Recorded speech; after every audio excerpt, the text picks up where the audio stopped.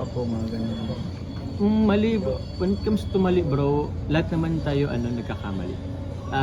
There's always room for improvement. Ako hindi ko naman sinabi na perfect yung ko dito, yung flow nung pagpasok ko sa Kalingap hanggang ngayon. Hindi po naging perfect bro. Pero yun lang, matuto lang tayo siguro. Matuto tayo sa mga experience. Yun.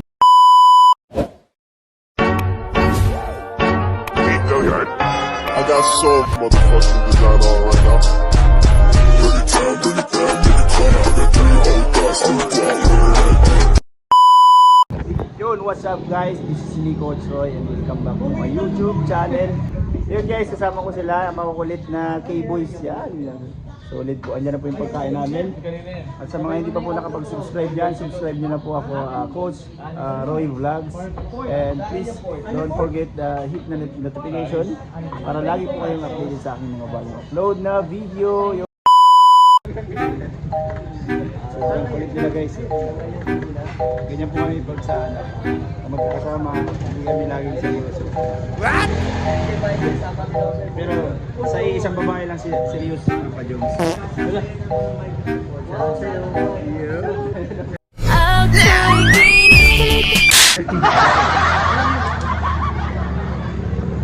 A few moments later. Kain muna tayo guys. Kasama natin si Kalingap Rain at si Kalingap Nicoy sa una kong sabak sa scouting. Yun, napakaganda ng nakita namin na na-scout namin.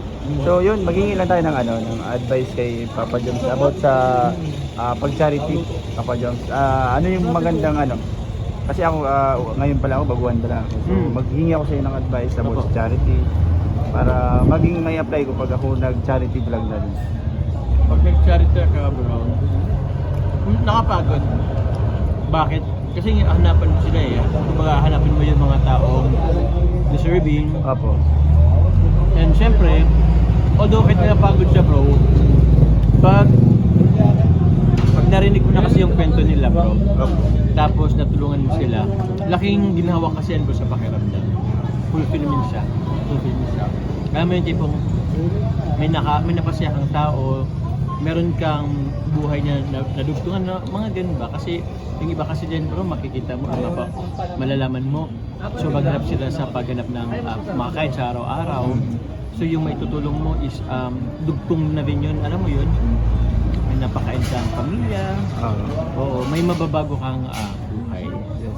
So napakasaya niyan bro sa pakiramdam. And I hope na yung goal mo, kung mag-charity ka, tuloy-tuloy lang.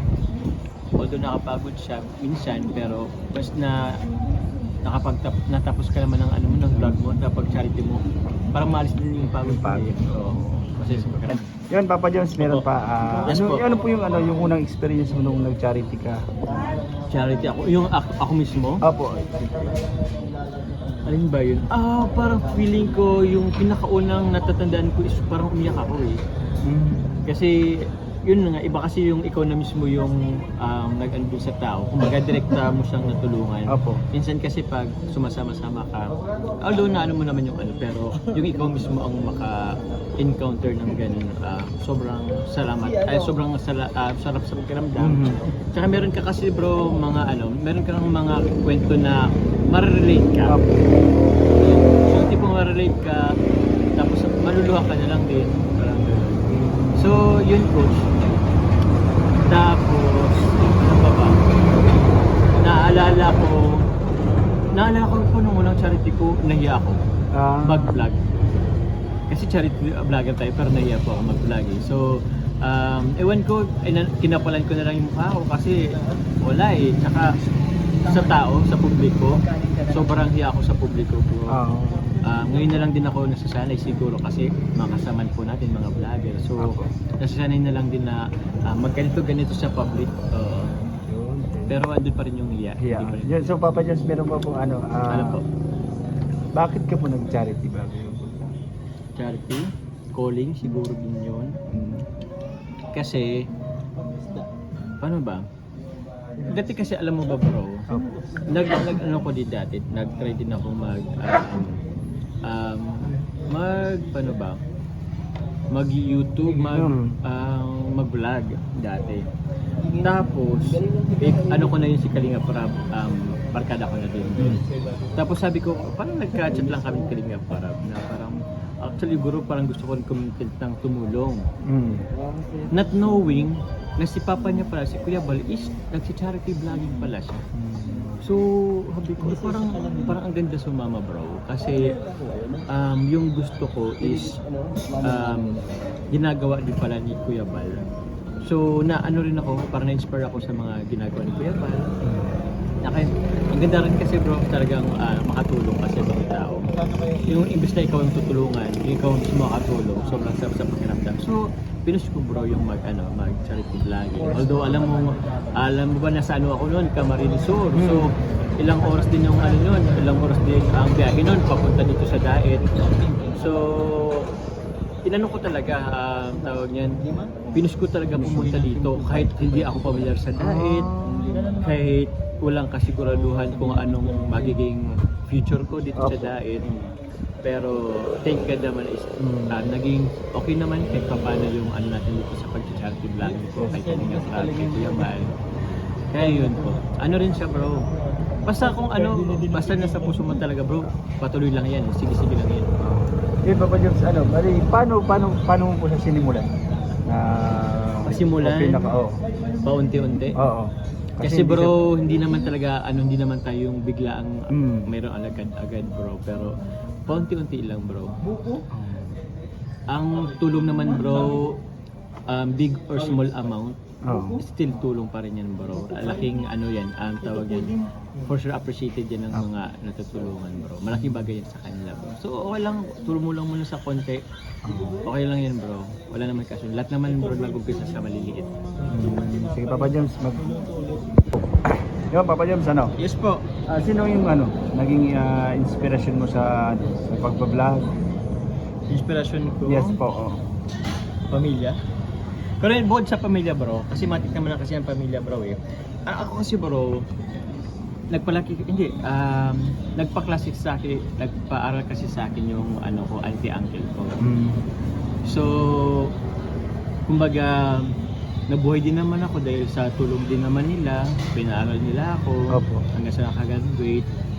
So, siguro parang in return lang, parang ang lang na wow, sila auntie uncle is hindi ko naman talaga magulang, pero sila, kumbaga tinulungan nila ako makapag-aral sa buhay-buhay.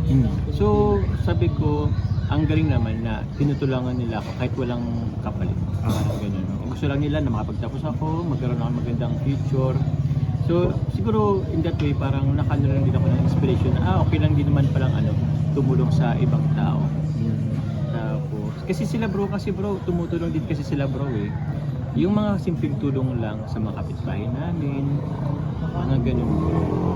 Nasa Spain sila ngayon eh. So yun. Din ako nakukuha ang inspirasyon sa kanila. And at the same time, good thing nga rin na yung papa niya vlog, papa niya Rab, si Kuya Bal is nagba-vlog din, nagcha-charity vlog. So doon na din, parang connect na siya. Okay, yun Papa Joms, bali sa katulad ko, yun na lang last question ko.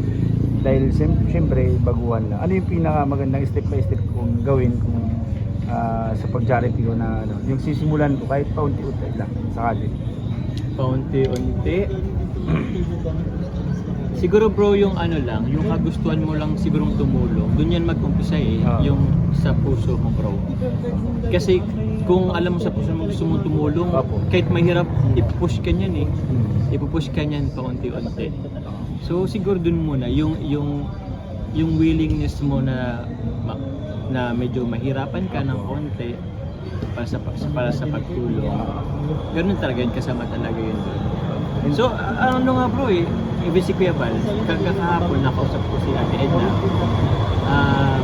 Tinanong ko kasi si Kuya Bal, nasa ibang lugar na si Kuya Bal eh. Si Kuya Bal bro, alam mo bang at his age, na siyempre kahit pa paano medyo di naman tayo kalakasan ng mga ganun. Si Kuya Bal kasi, di ba? Alam mo naman si Kuya Bal.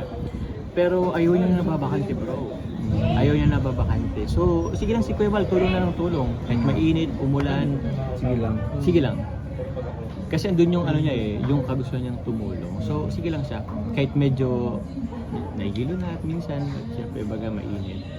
Pero yun. Yun, saka siguro pa ba dyan sa sama-sama na lang ako sa kagaya mo, tapos sa ibang mga may mission para malaman ko kung paano yung gawain. Bro. Ganun din naman kami bro nung una. Sama-sama lang din kami. Yun. Tapos hanggang sa Makuha yung kung paano yung kasi malay ko kung mali na pala yung ginagawa ko, mga ganun. Mali, when it comes to mali bro, lahat naman tayo nagkakamali. There's always room for improvement. Ako hindi ko naman sinabi na perfect yung pag-ano ko dito, yung flow nung pagpasok ko sa Kalingap hanggang ngayon. Hindi po naging perfect bro. Pero yun lang, matuto lang tayo siguro. Matuto tayo sa mga experience. Yun po. Yun lang din naman. And wag mo masyadong isipin kung magkamali ka. Kasi minsan kasi kaka-overthink mo bro, parang nag-hesitate ka tuloy na gawin yung mga gusto mong gawin. Yun na lang yun bro. Yun siguro.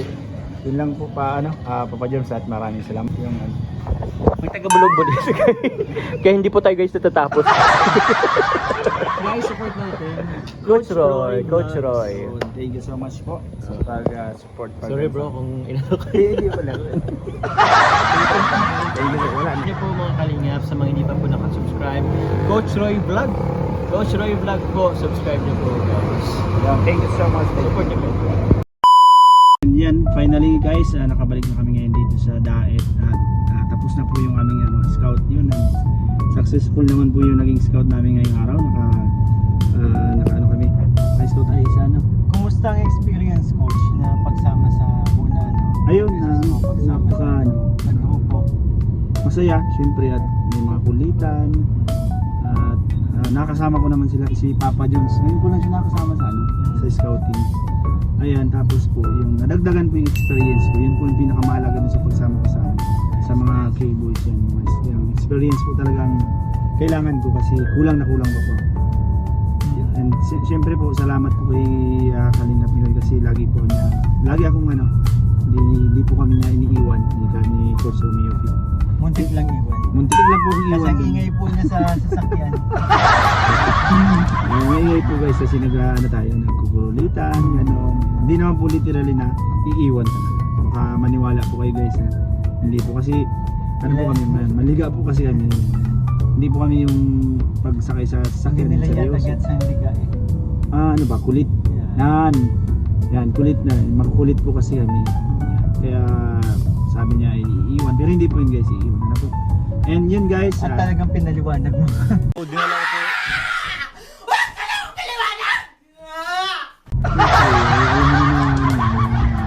Natin, babasa natin.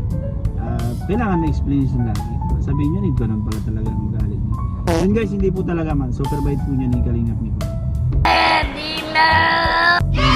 Yun nga po, kahit po busy siya minsan, kahit sabi ko pupunta ako sa kanya, yun, pinapupunta po niya. Ayun lang guys, na-share ko lang po yung kunting trivia ko para sa kanya. And syempre po, sa mga hindi pa po nakapag-subscribe dyan, subscribe niyo na po ako, Coach Roy Vlog.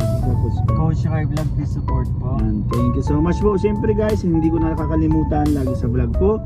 And si Coach Romeo Fit Vlogs po, pasupport din po yan. Kaibigan ko pong matalik yan. At kaibigan din po ni Mikoy. Yun lang po guys, and bye bye.